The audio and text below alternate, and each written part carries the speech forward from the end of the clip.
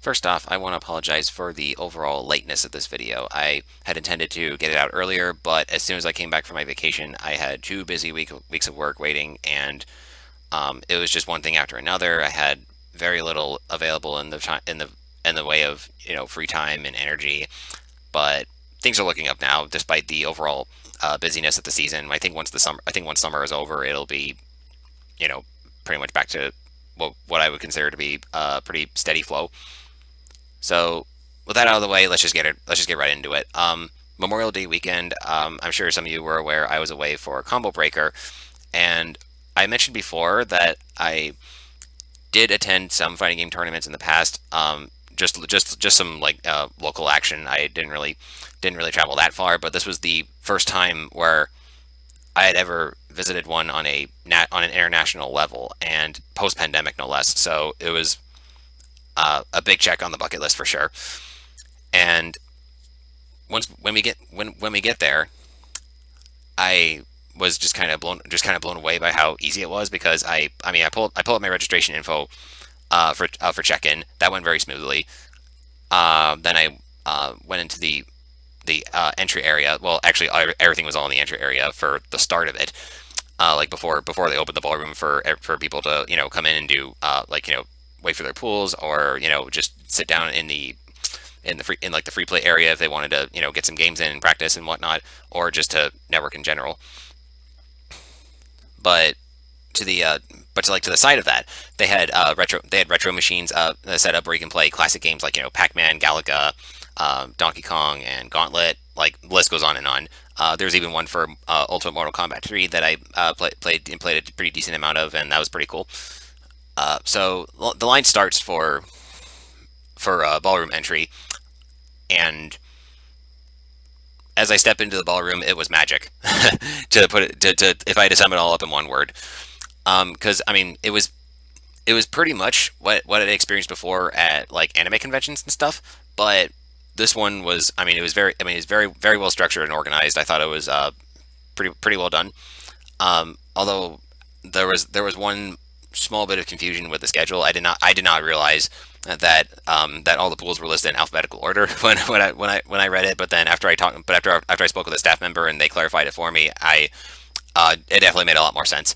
So I went in thinking that my pool had to have started on the Friday, but it actually wasn't until the Saturday. So that gave me a little more time to relax, take a deep breath, and get my fingers warmed up, so to say. And on that Friday, I had a pretty nice opportunity for a bit of volunteer work, and it was a complete total surprise for everybody because I noticed that one of the stations for KOF hadn't been updated yet. Like it wasn't like it was still missing like one or two patches for it, and that was a little scary uh, because of course all the setups needed to have the complete roster and make sure that there weren't any serious bugs or glitches that were still present, and make sure we were up to date, yada yada yada. So I tried to do that on my own during when no one was using it, and it was going like not too smoothly at first. But I spoke with another staff member, and he asked me if I could be a super homie and just guard the station for a little while he retrieved another staff member to use her phone as a hotspot. So that way they could download the update file faster, and it worked. Uh, that was pretty cool. And as thanks, I actually got a free hat for for taking the time. So that was pretty neat. I really wasn't expecting that, but in doing so, I actually also had some pretty nice moments with it. I spoke with a couple people, including Desmond and Esteban from Dream Cancel. Those guys are pretty awesome. Check them out when you have the time. And I also had a chance to watch some of the action as I was standing guard to like just to uh, keep myself entertained, I guess. So there was the KOF auction tournament where basically how it was structured it was pretty cool. So they pulled with this game being a team game, you had three characters to make a team. But those characters were pulled out of a hat, and whatever combination you auctioned on or bet on, and you won, that was the team you had to play with. And it was a single elimination bracket with 8 people. Best of only one game, of course, because otherwise they'd be here. Otherwise they'd be there all night, and we didn't really have the time for that. But it was still really entertaining. I think like the first match actually had a controller malfunction for for it, and it was just absolutely wild and not really what I expected at all. But it was entertaining for sure. So in the free play that I was able to participate in, I was able to, like I said, warm up a little bit, get my bearings straight in order, and basically reminding myself to take a moment to relax, because when I'm playing these games and I see an opening, I get way too excited and it just messes up my inputs, so to say. But I mean, it was a good time. You know I had been able to to really like relate to the other players, get some good information out of them and with them, um, and blah blah blah. And then some other really hype moments too that happened during that, and just really some really funny ones too. Like, for example, one in the Dragon Ball area, there was one match where somebody performed a reverse OCV. That was pretty hilarious. And then I think I saw a clip too of Ketchup and Mustard having a little banter during the Bloody Roar tournament. That was really awesome. Friday afternoon though, after I ate my lunch, I did my day one shopping, of course, and got that all got that all the way. I bought a couple of posters and charms from the artists and vendors that were around. Very nice people, by the way. And when I went back to my hotel room to drop off my stuff and just try to relax a little, and to clarify too, I wasn't there alone. I mean, I was at the convention alone, but I did not travel alone. My dad was super cool about it. He drove me uh, to the hotel, and he also had an errand that he wanted to run. That was like just happened to be like within a certain radius of it, and that was really convenient for him. But we both managed to have a good time. In fact, we took a in fact I took in fact during the break that I took on Friday, we took a minute to watch Top Gun Maverick, and we really enjoyed it. Then we got some food, went to sleep, and then Saturday was my bracket, and I went in early to talk to people and get again stretch my fingers and just really make sure that I was there on time and whatnot, because in fact the first match I was supposed to play, I ended up winning by DQ because my opponent did not show up despite him being there on Friday. It was pretty hilarious. I'm not sure what happened. He may have gotten distracted, maybe he got sick, I don't know. But whatever, a win is a win, we take it. So so my second match started, and I got completely destroyed um, by by the guy there. He was really good. So the third match was a little closer to my skill level. We played a good round, a couple of rounds actually, but he ended up taking the win, and I felt fine after that though, honestly. So, um, but hey, you know what? One win was my goal going into there, and despite the methods of actually obtaining that win, I wasn't what's the word I'm looking for? I was all right with it. Yeah, I didn't regret how I you know how I played. It was a good learning experience. For those of you that were curious, like the team that I used for it was Geese Kula Kadash. Those are the characters that I was most comfortable with at the time, and probably will still continue to play for at least a little while, just so I can refamiliarize myself with the game, because I was still kind of in the 13 and 14 mindset when you can't really do that with 15. So yeah, it happens. Oh yeah, and before I had a chance to I had a little time to kill before that, before my pool started. So I visited the Capcom booth because because the recent collection that's coming up pretty soon for like everything that has like 10 games on it.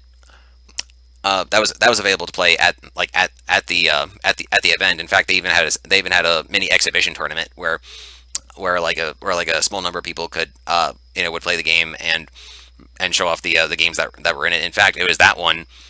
It was watching that game plus listening to James Chen's commentary on Puzzle Fighter that inspired me to visit the retro room and basically try out the game for myself because I'd watched it before on like stream archives and stuff, but I never actually sat down to play it myself. And boy, oh boy, that was so much fun. I'm gonna be perfectly honest. Like I enjoy puzzle games too. Really and truly. In fact, I did a video on Pokemon Puzzle League years ago for a friend's birthday. And it kind of it kind of kickstarted a little bit of inspiration up here in my brain to do that, and I'm so glad I did.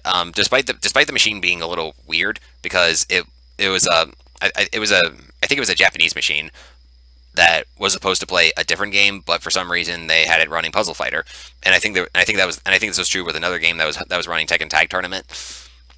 But with the Puzzle Fighter machine, for instance, like the player 2 button wasn't working. So what I did was, like, if anybody wanted to come up and play, I would offer pass and play. So like say I'd be playing against the computer. If I lost, then I could trade seats with the other person. They take their turn, so on and so forth. By the way, shout outs to Sam. If if you're hearing this or are out there, thank you for playing. You're awesome. And I managed to get up to stage 7 on the computer, but then the machine froze on me, and I was so bummed because I felt like I was working on a comeback again against it after so many failed attempts. But whatever, them's the breaks. Like, arcade machines are still finding ways to steal your quarters through and through. So after all that crazy action, I took a minute to visit the Popcorn Baron line because I was told that uh, that um, that it was definitely worth staying in line for, and that they apparently had some like really crazy flavors there. I didn't get anything too crazy. I just wanted I just wanted something that was like a little sweet, but also not super spicy. They had so what I did was I bought like a berry glaze flavor. It's like a jelly based mixed berry, but it pretty much was like as I describe it. It was basically like a not. I mean, it wasn't like a candy coated popcorn, but it's basically like if you had like a just like a very mild fruit jelly on like as a coating, and it's pretty good. I liked it.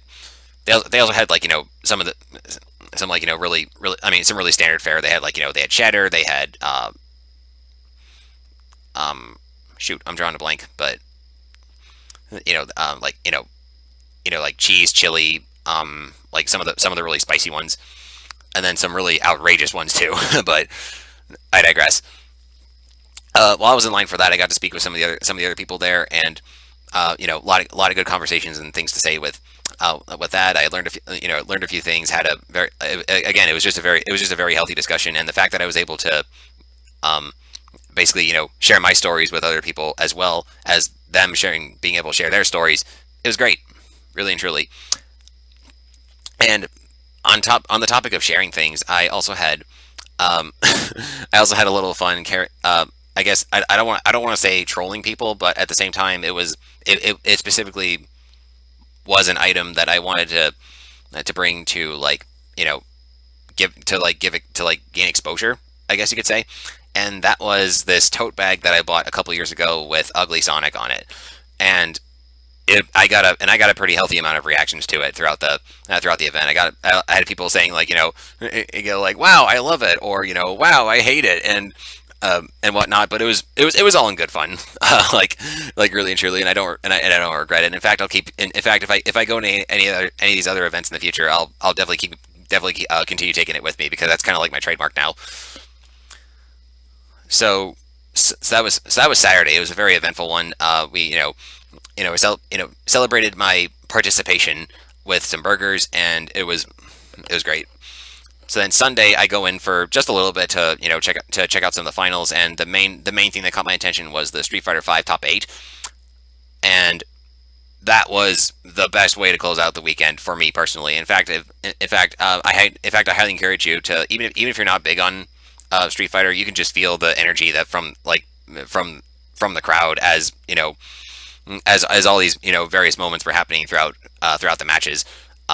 There's a link to the archive in the description if you want to check that out. But but you know, it was, I mean, it was loud, it was chaotic, it was fun, and I got to again, and once again, I got to wave around my Sonic bag for a little bit, but yeah, but yeah, that was, I mean, that was my weekend. I came home that Sunday night. It was kind of a long trip, but it didn't really feel that long. I had some extra music packed to pass the time, and you know, stories to share, food to eat, that kind of thing. And yeah, it was a vacation that I took just for the sake of, you know, just for the sake of, like, you know, going out, taking the time to, I mean, just to get away from home for a little bit. I am stuttering like a maniac right now. I'm so sorry, but yeah, it was a lot of fun. I liked it.